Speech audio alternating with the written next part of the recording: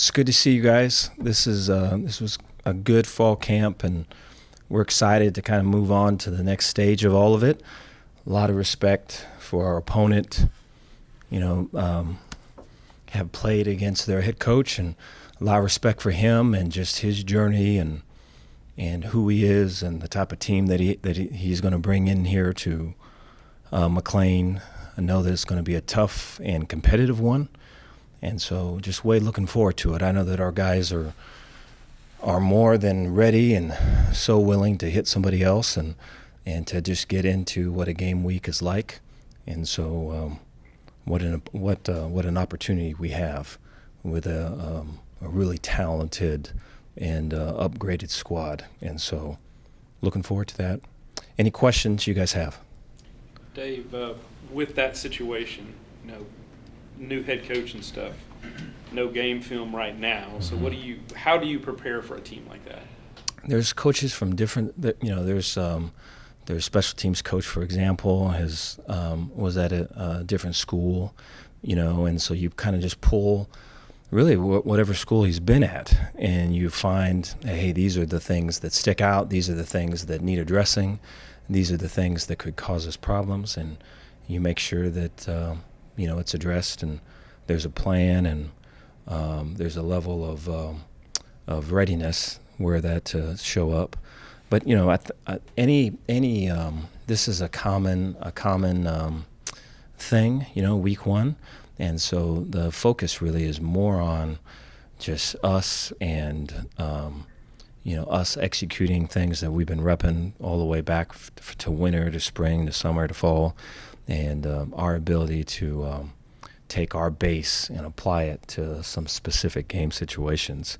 I think if it's too much in the creative and or game planning mode, you can swing and miss, so to speak, just because you're not really sure what you're going to get. Dave, I looked it up. Since you've been at Baylor, this is the 13th time y'all played an in-state team.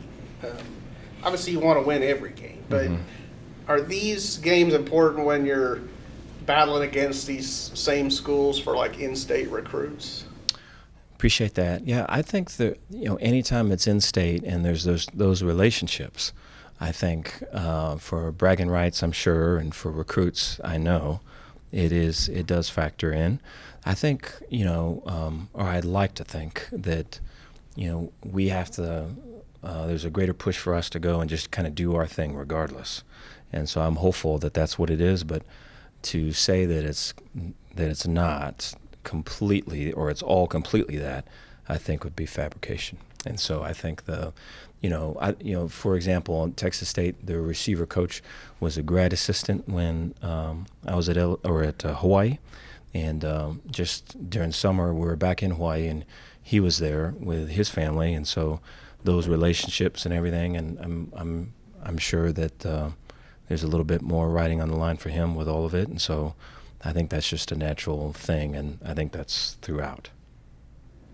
You obviously have your scrimmages and all that. How much rotation do you think you'll see from your team in this first game? Do you think the starters will play the full game, barring a nail biter or something like that? Appreciate that. Yeah, I mean, our aim is to play in such a way that we can play green and play fast, and I think there is going to be not only Texas State, but there's going to be the first home game for a fair amount of Baylor Bears on Saturday, and what that looks like, and the Friday leading up to it, and the Saturday, and just we just had a mock situation of it, and that can cover really so much. But I think there's a fair amount of guys, whether they're transfers and or freshmen, they're going to be playing their first game, and so there's I'm sure there's going to be some anxiety that comes with all of that, and I think the ability to kind of get into it, and so that we can get through it, on the other side of that, it's going to be way important. And so I think that is the number one thing I think of when I think of this week. And then I think of Texas State, and just defensively, and all the blitzes, and just the aggressiveness they play, and just the man coverage that they'll play. And, I look at some of the struggles we had with man last year, and how that's going to be right up in our face this year. I look at offensively, I look at the tempo they play with and the big wide splits, so receivers will be way outside the hash, right, closer to the sidelines. And they run gap schemes, and so they'll have, 500 some pounds. They'll line up here, but I'll pull over here. And with it being so spread out, if there's a misfit or any of that, then it's out, And so that's the second thing I see. That's a major thing. And so for us to fully be present and attack the thing, and to do it in such a way that players and staff connected. So if something's broke, we can fix it in the middle of it. I think are strong considerations at this stage. And so I haven't really gotten to the stage you're talking about yet, about who's in, who's not, and all that. I think is going to be whatever it takes to accomplish those first two things. Do you ever feel completely ready for a season? I mean, like you totally feel ready for this, or as a coach, or you just have all kinds of last-minute concerns? No, I appreciate that. I think you do. I think, there's always going to be something, and there always is something. But, at a staff meeting today, we talked about, playing green. We use a stoplight. And, if we just look back these last couple months, I mean, we've had some red lights where it's full stops, a pause, a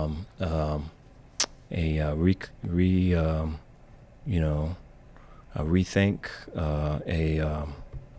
an inquiry. We've had some yellow lights. We got to slow it down. Let's double check what we're doing here. Is this right?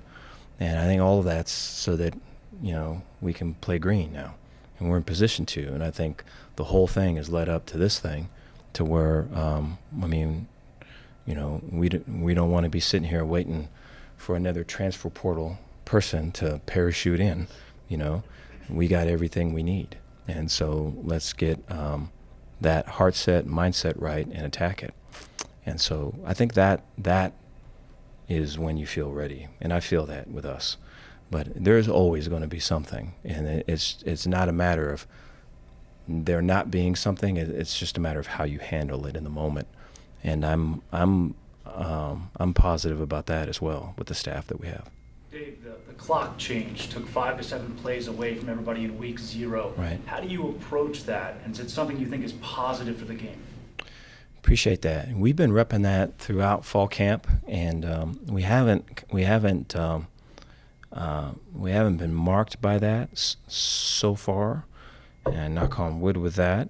But there has been at times that it's quick, and a lot of times it's it's the huddle calls that get it. I think when teams are going fast, I think it lends to going fast. I think when you kind of go slow and you huddle and you break, that's a whole other thing. And so I think we still are huddling and we do all that, but the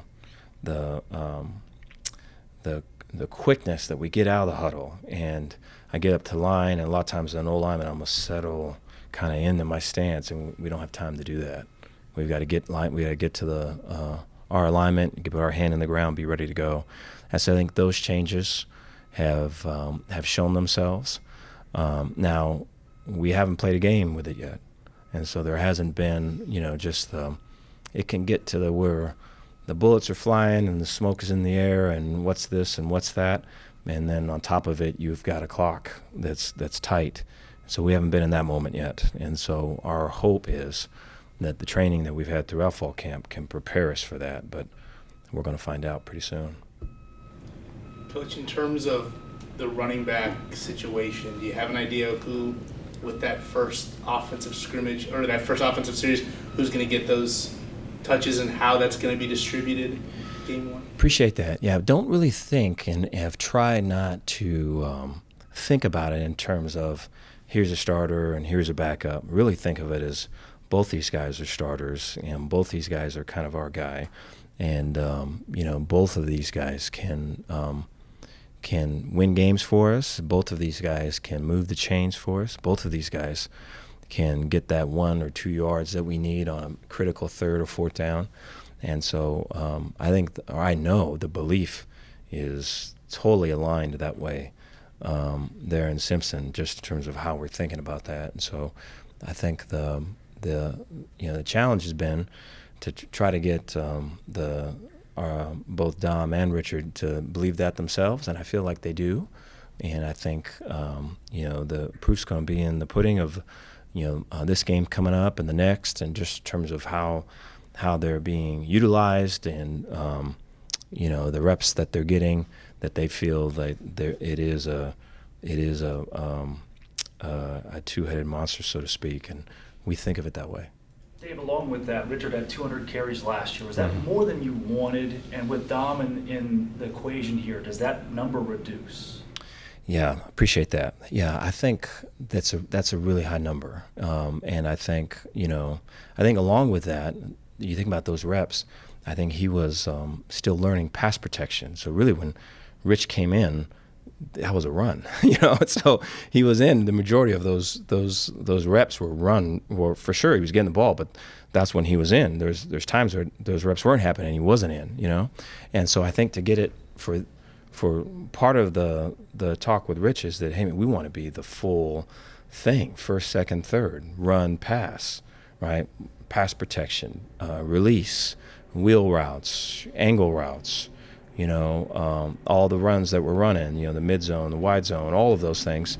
And then the same with Dom. And so to be the complete guy, and to do that, you've got to play each snap in a way violent and fast mode. And, for Richard, Dom can help you with that, and then vice versa. And so that's the belief, And so I think the ability to do that, and then still be able to for if a guy gets hot for the sake of a team, to be able to kind of ride that guy, and then still keep the other guy available to kind of be the counter punch off of it, and then to build him back up throughout the game. I think that's where the art of it comes in. But it's a good problem to have. Coach, coming from a defensive perspective like you do, what impresses you or stands out about GJ and the offense that kind of set the world on fire last year for him at Incarnate Word? Appreciate that.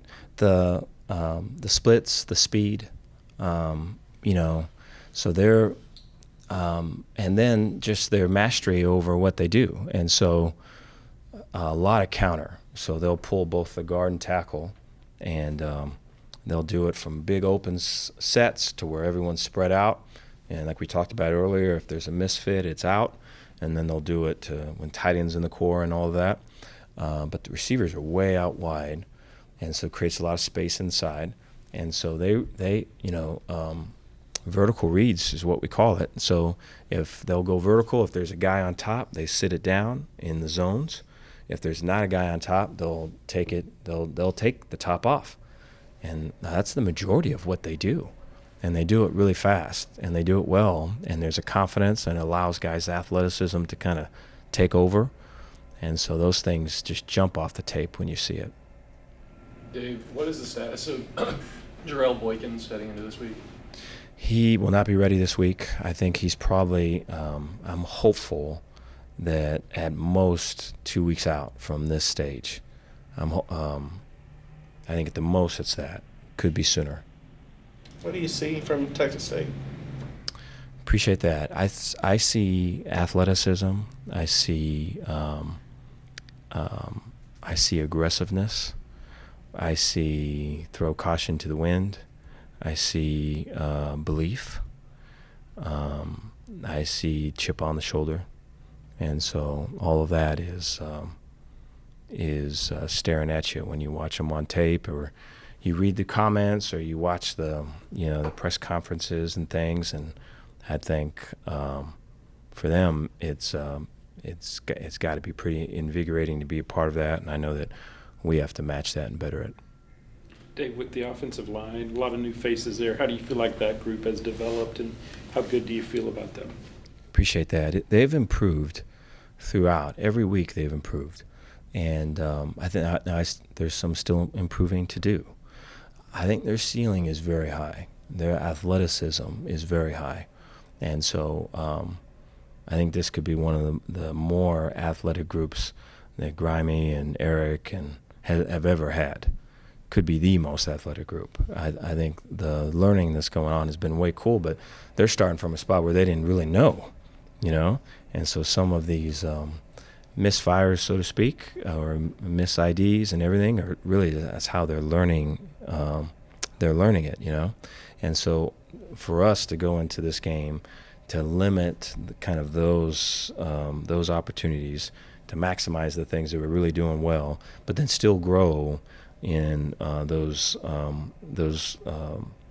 areas maybe that were maybe not where we want to be, I think is a way critical thing. And I have total trust in Grimey in to be able to do that. It seems like Clark and Campbell have been here longer than they actually have.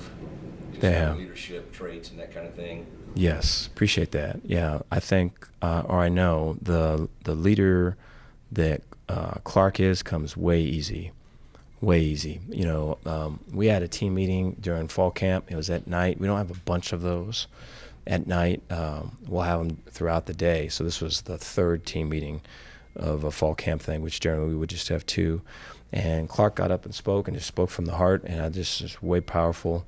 And you know, there's guys already kind of seeing in him the leader that he was and the person that he was. But it was after that talk I know that everyone could see it.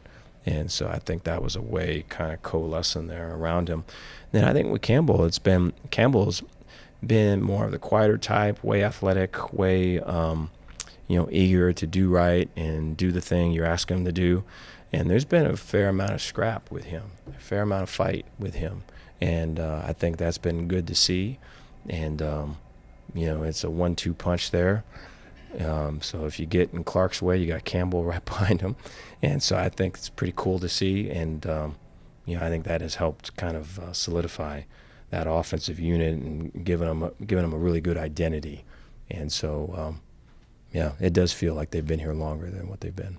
Coach, you've praised Blake's leadership qualities and the way he's taken a step forward in this camp. Mm-hmm. How quickly into that first game, under the lights and everything that goes into it, will you know whether or not he can translate that into a game? Appreciate that. Yeah, I am proud of Blake. You know, this mock game that we just had, you know, he's there motivating guys. He's getting in guys' faces. He's loving them up afterwards. And these are things that you just didn't see, and things that were kind of outside the whole view of kind of, I'm sure, how he saw himself, or, you know. And so I think, you know, going into last year, I know he wanted to be the starter. I don't know if there was a full comprehension of what that job entailed, of everything that came with it, and the responsibilities and the weight that's carried and just all of it. And I think that's a major, major, major difference now, is that he's been on both sides of it now, you know. And so I think just his view of all of it is such that, you know, if things go well to start the game, I don't think the down's going to be very low. If things go really well or high to start the game, I don't think he's going to get too high. And I think he's going to stay kind of medium, because he's seen it all, or seen a lot of it, rather. Anything else? Thank you, guys. Appreciate y'all.